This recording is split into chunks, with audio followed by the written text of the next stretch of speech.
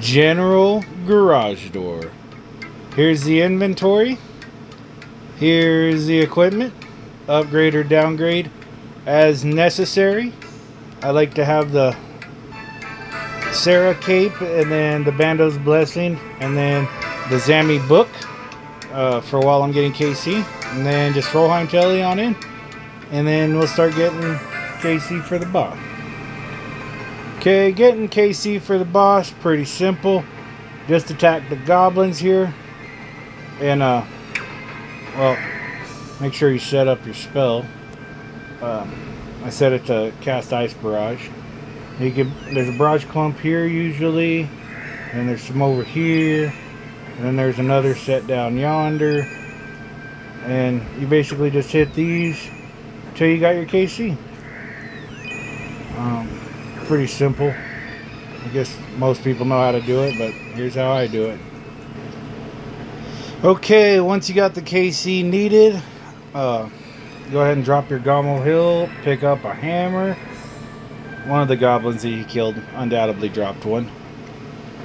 And then just drop your hammer when you get over here. And then if you used a lot of run energy, now's the time to pop one with our high alch ring there. And then you want to check your quick prayers. I like to keep my quick prayers to pray melee and my magic attack prayer. And then we hit the imbued heart, put on pray range, and we go in. And then click the boss. If your freeze doesn't land, switch to pray melee, so you don't take a big hit. But once you finally get a freeze, switch it back over to pray range. Eat as necessary. I like to keep this on long range too, but I didn't have that set up. But yeah, as you saw there, I was all the way down to 14 HP. So I definitely got chanced, I think, at one point.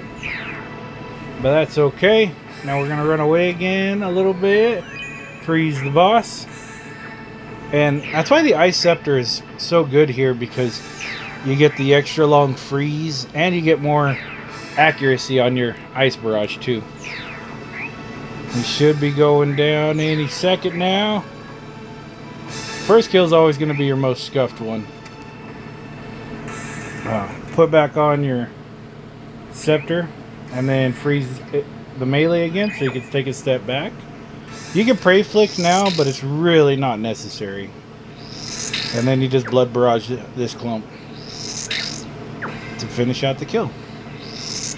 Now, important notes. Once you get the mage one down, I usually stand next to the ranger so that my barrage will still hit these two together.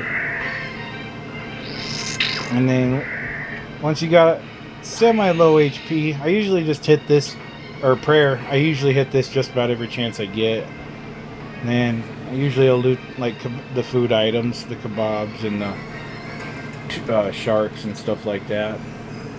And the potatoes. And then I usually, after that, first kill's down, so we just come over here and we wait. And once the boss spawns, we'll put on pray range again and our magic attack prayer and instantly go in for the barrage.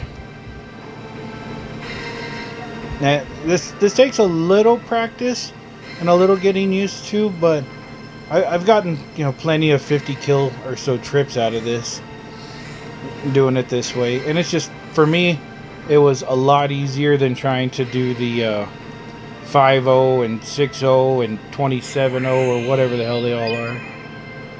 Pray melee there, and then quick as you can get moved back over to pray range. The range minion's going to be the biggest problem here. Now if you see Sergeant Grimspike right there, the tile he's on, that means I'm going to want to get on this row.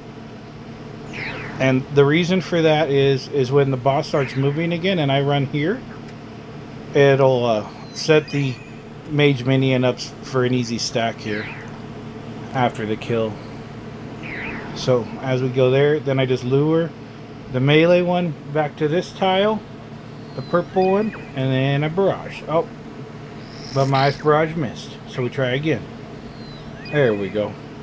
And then just barrage all the way to full health. And if for whatever reason at the end of the killing the minions, if you still haven't got your full health back, that's why I bring bones to Peaches. And we can just top off using a few bones here. But as you can see, I got full health already, so just pick up the one. Man, never lucky. Do one more kill. I kind of want to get a kill where everything goes bad, because it can happen. You can, if you just start splashing, you're gonna have to just start running basically, because there's been you can end up splashing like 6 splashes in a row and then you're teleporting out, which again is partly why I bring this ring. The other part is of course the high alchemy. That's why I have the left click option to use. Otherwise that's pretty much it. We'll do one more kill, see if we can get lucky for the video. Never Fang now. I'm up to like almost 2100 Araxter kills now. Still no Fang. It's pretty tragic. But here we go. Let's just get ready. We'll do one more kill, then I'll end the video. And yeah, other than that, this is really simple strats here. See, you want to pray melee right there before he gets to you. Yeah, this is good. We're getting a lot of splashes here. So as you can see, sometimes you can get a lot of splashes and then you have to adjust on the fly. Make sure you pop your imbued heart. Combo eat that because we're getting a little low on health. Well, I asked for a bad kill, and you ask and you shall receive, right? So this is one of the bad kills that can really tank up a lot of your supplies and end your trip a little early if you're not careful. There we go. As you can see, I just ran to that corner and managed to catch a freeze there. I'm on 19 health. That's pretty easy to get comboed out, so I will eat again there.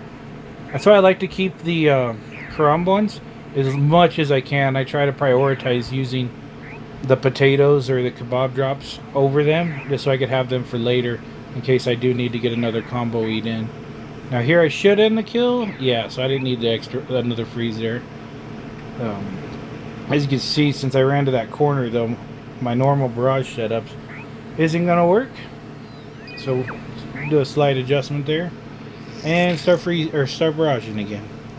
So that's how it can look when it goes bad, but at the end of the day, this boss and the minions drop enough food that this won't shorten my trip by too much, more than likely. I'll still be able to get a nice 25-30 kill trip out of it.